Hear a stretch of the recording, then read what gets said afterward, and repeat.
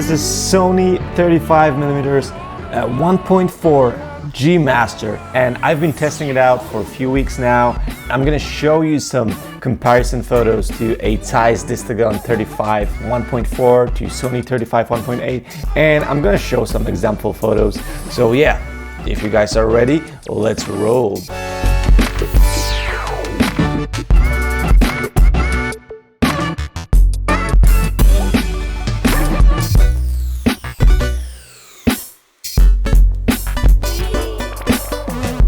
Hey, what's up everyone? My name is Magic. I'm a wedding photographer, Sony Europe ambassador. I'm a father of 4, and I do welcome you to my space, not exactly my space, but my space in the interwebs, where I'm going to be talking about photography, gear, weddings. So consider clicking this mysterious button, subscribe, on the bottom of this page. So here we have it, 35 1.4 G Master.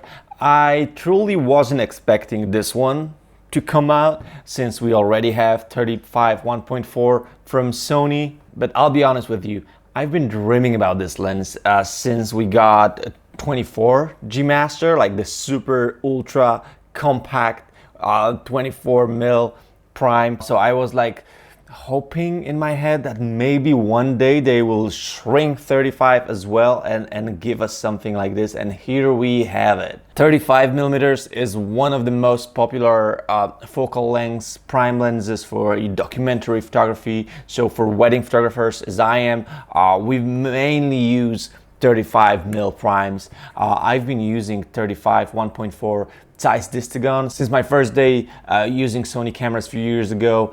Then I switched to 35 1.8, the tiny small 35. So I did sacrifice 2/3 of a stop for just a compact size, because like, you know, this one is big. This is a Zeiss Distagon. This one is small. So 35mm is the focal length that I'm using throughout all the wedding day. I'm doing all the getting ready stuff. I'm doing portraits. I'm doing ceremony. I'm doing party.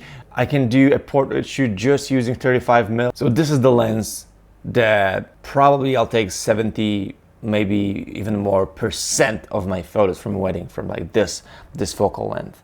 Okay, and why am I so excited about this one? What is so exciting about having a 35mm G Master lens? I think this is the ultimate, you know, dream to have the best of the best in terms of quality, AF system, and a build in a compact size. So that's a dream that they were actually able to shrink that 35mm size to a much smaller compact body.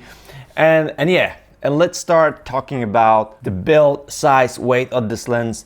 So looking at this lens for the first time, it will remind you of 24 1.4 G Master. It looks like twin brother that maybe ate more broccoli or some other green vegetables and grew a little bigger. So the lens itself in the hands, it's just a little bulkier, you know, more chunky. It's just tiny bit longer and tiny bit bigger on the diameter itself, but the filter size is the same. It's 67mm diameter, and it is tiny bit heavier than a 24mm. But the construction of the lens itself is exactly the same. So what we have here is, of course, we get this shiny G logo that stands for G Master. We do have a aperture ring. We can set it to A, which is auto. To change it to auto, you have to use a little bit of a force. So it's not loose, so it won't just switch back like it used to do on like a Zeiss lens. Between A and 16, there is not much of a resistance. So here, between A and 16, you have a lot of resistance, just like 24mm G Master lens if you have used this one. You can also set aperture to declick. So toggle to off, and then it will go smoothly between 1.4 and f16. We do have a customizable button that you can just customize from the menu to just add whatever function you can to it. And then you have AF to MF switch as well, and of course a focusing ring. So again, comparing to 24G Master, the build is the same, all the buttons and everything are the same, it's just a little bit bigger. But then comparing to 35 1.4 size, this lens is more compact, less heavy, build is completely different. So yeah, so they actually did shrink it. It's very visible, it's very noticeable. What I told you in the intro, that I did switch from 35 1.4 to 35 1.8 because this one was just too big, because you know I travel a lot, like, and this few more grams, it makes difference. Now the difference is much smaller. Look, 35 1.4 G Master compared to 35 1.8, of course it's bigger. But the difference is not that noticeable anymore. So now you actually can decide whether you want to go for a just tiny bigger lens, and then you gain this 1.4 aperture, which is amazing. Okay, now the part you guys are most probably excited about. How does it perform? How is AF system? Is it sharp? Does it have a nice blur background? Does it have a soul? So yeah, so of course I took this bad boy for a ride. Unfortunately, I got it in mid-November, so no wedding season, and mid-pandemic, so also no wedding season, I guess. So I wasn't able to test it out at a real wedding scenario. That's coming soon, hopefully. But I did shoot 2 couple shoots, 1 business portrait, and a bunch of personal photos. And what can I say?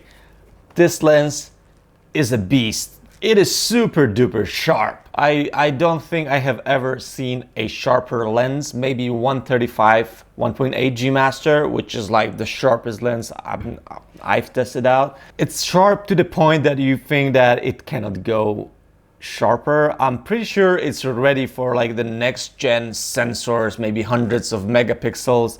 So yeah, Sony as a producer of a sensors as well, probably they have a whole roadmap of like what's to come in the next years. So I think they're ready with this lens.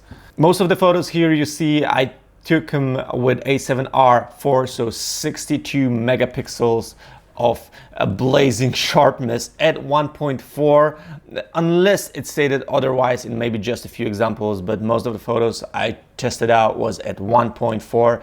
So, and the sharpness, even with this like shallow depth of field, is unreal. You can zoom in and see all the details, like, and everything. An AF system, so this one has this I think they're called XD linear motors in it, so it is fast.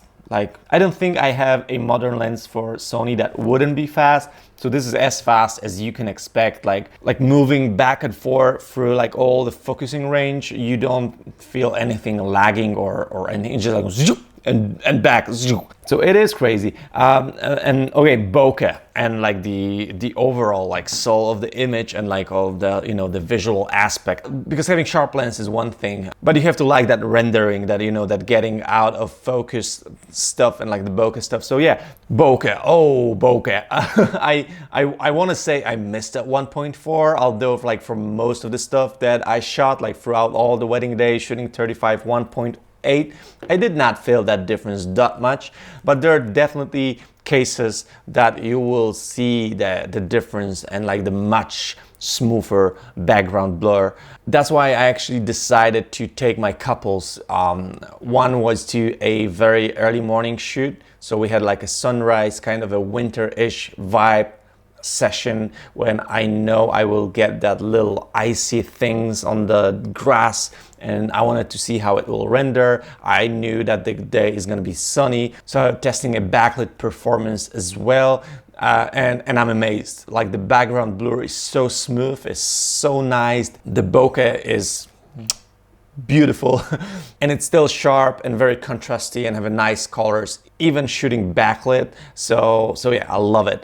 And the second couple, I did take them for like an evening city Christmas-ish, you know, vibes session. So I wanted to see how the bokeh balls will look in the background of the couple, how it will perform. So of course, this one I was shooting with very high ISO on A7R4. It was 6400, 5000. So like the top values of ISO. So of course, we will see a little bit less of a details and sharpness when zooming in 1.1. But this time I was just trying to see how all the city lights will look.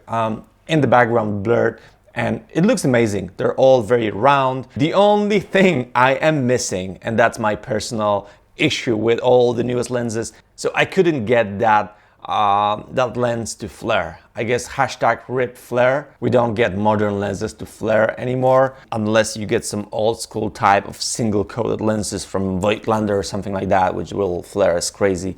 But these new guys, low flare is unfortunately considered as a flaw. So even shooting without, you know, lens hood, I wasn't able to get that one to flare. So how does that performance compare to a current top of the line 35 1.4 size lens? So quality wise, I'd say that G Master blows the size out of the water. It's sharper, it has a smoother bokeh, and it's much more corrected on the edges. I don't think it's faster, like Zeiss Distagon was really fast already. I did try to test out both of the lenses focusing back and forth, and I haven't noticed this one being much faster, although it feels faster, so maybe in certain situation, you know, you'll get advantage of this linear motors. The overall look of the image is very similar. This one, in like color-wise, G Master, I'd say it will tint more towards the purple side, while the Distagon will go more towards the green side. So overall, I'd say G Master, it's a better lens than Distagon. You get everything that you have in Distagon, plus a little bit sharper, a little bit more corrected and smoother, and a more compact body. And this one, I think it takes the place of Distagon in this price range. I don't know what will happen to a Distagon. Will it be discontinued or discounted? We'll see, because I can't see them both having the same price tag in the future. That doesn't make any sense. Everyone would go for a G Master lens. Comparing that to a 35 1.8 on the other hand, that's a different conversation here. So of course, deciding whether you go for like a heavy 35 1.4 and a very compact tiny budget one 35 1.8, for me it seemed like it was a no-brainer. I went for the smaller one. Here the difference is much less noticeable, so you can still sacrifice that 1.4 to 1.8 to get like smaller lens, but it's not that smaller anymore. So yeah, of course, for people that don't need 1.4 and shoot like 2.0 or 2.8 or even you know, slower apertures, this one is still a great choice. I think, like, at least for me as my main lens, I'm going for G Master, baby.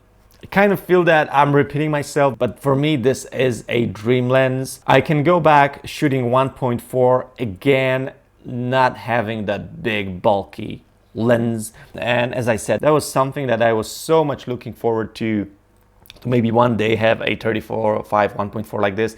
Now I have another request dream of mine. Please give me 50 G Master. It could be 1.4, it could be 1.2. Make it small, make it compact, make it awesome, and I'm all in for that, Sony. I know, guys, what do you think about it? Is it like a first day purchase for you? Is it like a must-have lens, or are you gonna stick to the 35 you already have? Yeah, are you guys 35 shooters? Let me know in the comments, and if you like this video, please give me a like, consider subscribing. In one of the next videos, I'm gonna test it out against a Sigma lenses, which are known for being sharp, and I'm gonna test it out versus 35 1.2 beast lens from Sigma. So stay tuned for that. Thanks so much for watching this video, and see you guys in the next ones. Bye bye.